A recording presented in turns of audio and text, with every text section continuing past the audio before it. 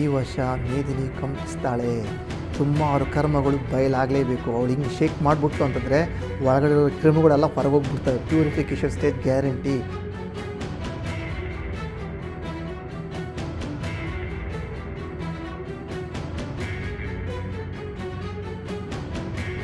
ಯಾರೆಲ್ಲ ಡೂಪ್ಲಿಕೇಟ್ ಸ್ವಾಮಿಗಳಿದ್ದರು, ಸನ್ಯಾಸಿಗಳಂತ ನಟನೆ ಮಾಡ್ತಾಯಿದ್ರು, ಅಥವಾ ಡೂಪ್ಲಿಕೇಟ್ ಮ್ಯಾನಿಫೆಸ್ಟ್ ಮಾಡಿಕೊಂಡು ಇನ್ನು ಶಾರ್ಟಲ್ಲಿ ಹೇಳ್ಬೇಕಂದ್ರೆ ನೀವಷ್ಟು ನೀವು ಮ್ಯಾನಿಪುಲೇಟ್ ಮಾಡ್ಕೊಂಡು ಜೀವಿಸ್ತಾ ಇದ್ರು ಅಂಥವ್ರಿಗೆಲ್ಲ ಎಕ್ಸ್ಪ್ಲೋರ್ ಆಗೋ ವಿಷಯ ಕಟ್ಟಿಟ್ಟ ಬುದ್ಧಿ.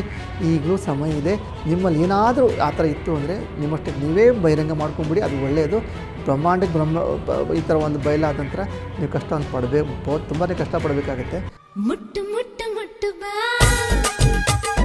ಮುತ್ತು ಕೊಟ್ಟು ನೋಡು ಬಾ,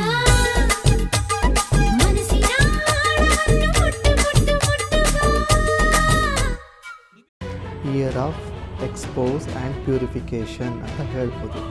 ಗುಟ್ಟು ರಟ್ಟು ಮಾಡು ಮತ್ತು ಪ್ಯೂರಿಫಿಕೇಷನ್ ಮಾಡು ಅಂತ ಒಂದು ವರ್ಷ. ಅಂದರೆ ಎಷ್ಟು ಯಾರು ಜನಗಳು ಒಂದು 4 ಗೋಡೆ ಮಧ್ಯದಲ್ಲಿ ಏನೇನೋ ಕೆಟ್ಟ ಕರ್ಮಗಳನ್ನು ಮಾಡಿರ್ತಾರೋ, ಎಷ್ಟು ಇಲ್ಲೀಗಲ್ ಕೆಲಸಗಳು ಇರ್ತಾವೋ, ಸುಮಾರು ಎಷ್ಟು ಗುಪ್ತವಾದಂಥ ನಡೆದಿರುವಂತಹ ಸ್ಕ್ಯಾಮ್ಸ್ ಆಗ್ಬೋದು, ಸ್ಕ್ಯಾಂಡಲ್ಸ್ ಆಗ್ಬೋದು, ಸಿಡಿಗಳಾಗ್ಬೋದು, ಇಲ್ಲೀಗಲ್ ಅಫೇರ್ಸ್ಗಳಾಗ್ಬೋದು, ಎಲ್ಲನೂ ಎಷ್ಟು ಎಕ್ಸ್ಪ್ಲೋರ್ ಆಗಿಬಿಡುತ್ತೆ ಅಂದರೆ ಎಲ್ಲ ಬೀದಿ ಬಂದುಬಿಡುತ್ತೆ.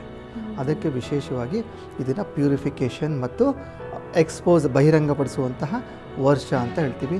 ತುಂಬ ವಿಶೇಷವಾದದ್ದು.